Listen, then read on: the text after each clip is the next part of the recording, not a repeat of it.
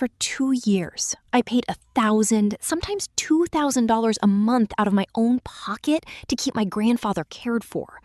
His own daughter showed up once every couple of months with a bag of fruit, took a nice photo for social media, and disappeared again for weeks. Then, completely by accident, I overheard a conversation in his kitchen that changed everything I thought I knew about my own family. 5 stories today about people who quietly decided someone else's time, patience, and generosity belonged to them.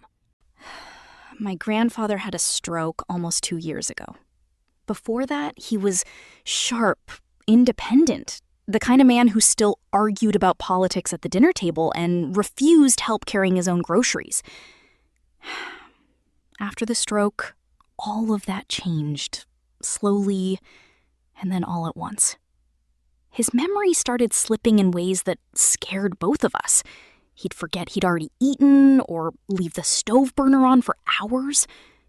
Some nights he'd call me at 2 a.m., absolutely convinced someone was walking around his apartment, and I'd have to talk him down over the phone until he fell back asleep. I live about 20 minutes away, so without anyone ever officially deciding it, everything just became mine to handle. Doctor's appointments, medication schedules, grocery runs, paperwork for his pension. When it got to be too much for just me, I found a caregiver who could come by a couple of days a week. His pension covered part of her wages and part of his medication, nowhere near all of it. So every month, somewhere between $1,000 and $2,000 just quietly disappeared out of my own account.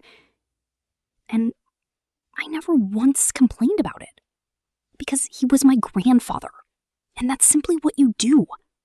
Meanwhile, the rest of the family existed mostly as names on a group chat. My aunt would drop by every couple of months, always with a small bag of fruit, always ready to snap a nice photo with him to post online with some caption about family being everything. Then she'd vanish again, until the next visit. My cousins barely came by at all. Maybe a birthday, maybe not even that. I'll be honest with you. Somewhere in the back of my mind, I did start assuming the apartment would eventually come to me. Not because I was owed it, but because my grandfather told me so himself, more than once, sitting at that same kitchen table, that I was the only one actually showing up for him, and that when the time came, things would be handled fairly. I even turned down a job opportunity in another city at one point, because I knew, realistically, he wouldn't manage without me nearby. A few weeks ago, I came home early from work and let myself into his apartment quietly, the way I always did. I could hear voices in the kitchen before I even got my shoes off. My aunt and my grandfather, mid-conversation, neither of them aware I was there yet. She was telling him, calmly and clearly, that he shouldn't leave the apartment to me, because I only helped for my own benefit anyway. That she had children, a mortgage, a real family to think about, unlike me. And my grandfather, the same man who told me I was the only one who showed up, was agreeing with her.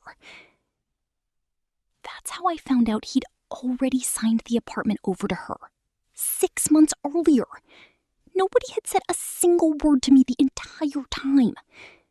I had kept paying for a caregiver, kept covering medication costs, kept showing up at 2 a.m. for phone calls about imaginary intruders, all while genuinely believing we were still an honest family who told each other the truth.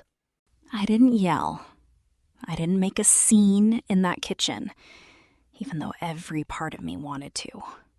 I waited until my aunt left, and then I simply told her calmly on her way out that since the apartment was hers now, the responsibility that came with it was hers too, and that starting next month, I wouldn't be paying for any of it anymore. Not the caregiver, not the medication, none of it. Since then, there's been this strange, cold tension hanging over every family conversation. Nobody comes right out and says I'm wrong, but I keep hearing the same passive little comments. Well, he's an old man. Why are you suddenly counting every penny? Or you can't just stop because of an inheritance. That's petty. And now, honestly, I've even started second-guessing myself. Did they really take advantage of me this whole time? Or do I genuinely look from the outside like someone who was only ever helping because he wanted that apartment? That's the kind of betrayal that creeps up on you slowly, over years, until it's already too late to undo. This next one is a little more obvious from the outside, but somehow it's taken 8 years for anyone in the house to actually say it out loud. About 8 years ago, my girlfriend's younger brother moved back in with us, along with his wife, right after he left the military. He'd spent a few years doing mostly support work on base, then got out with a plan that sounded completely reasonable at the time. Use his GI Bill, go back to school, figure out a real long-term career, and stay with us temporarily while he got it together. We said yes without hesitation. No rent, free utilities, free internet, groceries, home-cooked dinners most nights. We helped him look into job openings, passed along contacts, cheered him on. That's just what you do for family, especially family who served.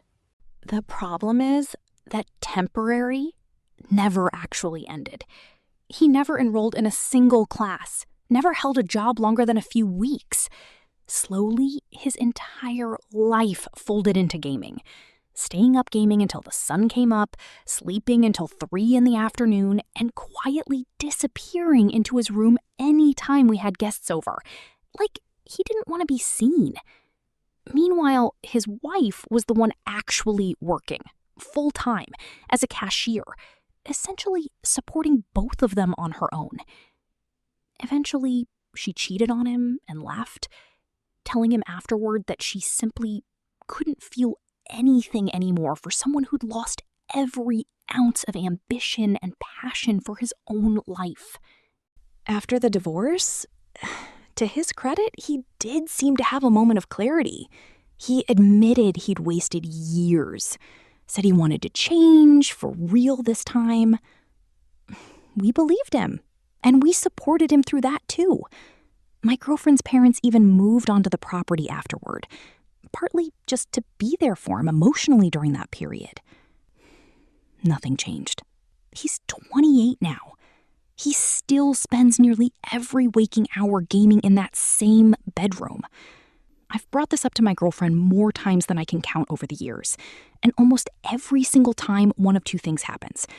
Either she gets upset with me for even mentioning it, or she tells me he's working on a program or figuring things out. Plans that somehow never actually materialize into anything. Even her own parents have quietly admitted to me that they're exhausted from having the same conversation with him over and over with zero result. 2 weeks ago, since my girlfriend and I are the ones actually paying for essentially every utility in that house, including the internet, I made one small change without asking anyone first. I set a simple Wi-Fi pause between midnight and 6 in the morning. My reasoning was almost embarrassingly simple. Everyone else in that house is asleep during those hours anyway. So who exactly would this affect? My girlfriend was furious that I hadn't told her beforehand. She explained, and I do believe her, that growing up, her own grandparents had controlled the household in ways that made her feel like she had zero freedom as a kid, and that the Wi-Fi restriction, small as it was, brought all of that back up for her. I told her I understood exactly where that reaction was coming from, and that what her grandparents did sound genuinely unfair to her as a child. But I also told her, as gently as I could manage after years of frustration, that neither she nor her brother are children anymore. This isn't a parent punishing a teenager for staying up too late. This is a 28-year-old grown man actively avoiding adulthood for nearly a decade, while every single person around him keeps quietly absorbing the consequences so he never has to. Family entitlement runs deep, but sometimes the smallest, pettiest situations reveal just as much about a person. This next one is about a graduation and a photographer who was never actually hired to work for two people. I'm an international grad student, and the day I walked at my PhD graduation, I was completely alone in the crowd. My family simply couldn't afford to fly in from overseas to watch. It was already going to be a strange, bittersweet kind of day for me before anything else even happened. Months before that, I'd asked my best friend and roommate, who happened to also be graduating that same semester, if she wanted to split the cost of hiring a photographer for the day, so we'd each have proper photos to remember it by. She told me flatly that it was a waste of money. I even asked, a little smaller of an ask, whether her family might be willing to snap a few phone photos of me while they were already there taking pictures of her. She said no to that too, explaining her family would be too busy focused entirely on her. At the ceremony itself, a representative from my home country's consulate came over specifically to congratulate me, since apparently they try to acknowledge international students from their country individually. He asked if there was anything I needed. I told him honestly, just a couple of decent phone photos I could send my parents back home since they couldn't be there. He ended up calling over the consulate's own official photographer, who was already on site, and had him take a proper set of photos and short video of me on the spot. My friend saw all of this happening from a distance and came rushing over almost immediately, asking the photographer if he could also film her walking across the stage and put together a full shoot of her with her parents, her friends, and her advisor, all of whom were right there. I told her, honestly and calmly, that she was welcome to ask him herself if she wanted, but that I personally wasn't comfortable making that request on her behalf, since I hadn't hired him and he was there in an official capacity, not as a rental photographer for the day. She called me selfish on the spot, turned around, and stormed off. Later that evening, I got a text uninviting me from the joint graduation celebration we'd spent weeks planning together, telling me I'd ruined her entire day and that she wasn't comfortable being around me anymore.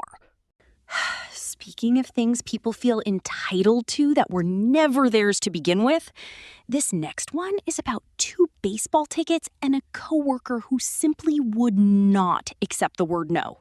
Every year at our office Christmas party, local suppliers and vendors send over random prizes for a draw. Everything from bottles of alcohol to coffee makers. That particular year, one vendor decided to give up 2 of his own personal season ticket seats to a Blue Jays game, seats he usually splits with his brother every season. Genuinely excellent seats, right behind home plate. My name got pulled for them in the draw. There's a woman in her 60s who works in our office, and if there's one thing you should know about her, it's that she keeps mental track of literally every prize that comes through that building. The moment she found out I'd won the tickets, she started working on me almost immediately, arguing that I don't even watch baseball, that I don't have an easy way to drive out to Toronto, that she'd simply appreciate them more than I would. I told her no politely the first time. I'd already decided to invite my mom, who almost never turns down a chance to spend a day together, and honestly, I never turned down anything free, regardless. Over the following months, while I was arranging the actual game date with the vendor, this coworker kept circling back, trying every angle to get me to hand the tickets over. It finally boiled over about a week ago when she actually called the vendor directly and told him, apparently with complete confidence, that she now owned the tickets. He told her, quite reasonably, that she needed to talk to me instead, since I'd already collected them from him weeks earlier. Undeterred, she marched right up to me on the factory floor in the middle of my shift and launched into a full rant about how I needed to transfer the tickets to her immediately. Something in me finally snapped, and I told her flatly over my dead body. One of my coworkers later pulled me aside and gently suggested I could have handled that a little more diplomatically. Maybe, but I'm not sure diplomacy was owed to someone who just tried to steal something that was never hers to begin with. Last one for today, and this one isn't about family or coworkers or friends at all. Sometimes the most exhausting kind of entitlement comes from a total stranger who simply refuses to hear the word no. My wife, our daughter, and I were having a quiet breakfast together at McDonald's when an elderly woman approached our table holding a brown envelope, asking if we'd like to donate to a children's charity. I declined as politely as I could, explaining that all I had on me was a card and that I already donate a meaningful amount to that exact same cause every year around Christmas, in memory of my grandmother, who used to do the same thing herself. She moved along to the next table over. A few minutes later, she circled back to us and asked if we had any spare change at all, even a little. I told her again, no. She suggested I could go find an ATM and get cash back somewhere nearby. At that point, I asked her, still trying to stay polite, if she could please let my family finish our meal in peace. She walked off a second time and then came back a third time, starting the entire pitch over again from the top as if we'd never spoken. That's when I finally lost my patience completely and told her bluntly to leave us alone. A woman sitting at a nearby table overheard and scolded me for being rude to an elderly stranger, completely unaware of the 2 previous attempts she hadn't witnessed. 5 stories, 1 running thread. People convinced that someone else's time, money, or patience simply belonged to them. Which one frustrated you the most? Tell me in the comments. I genuinely read every single one. Subscribe for a brand new story every day. See you tomorrow.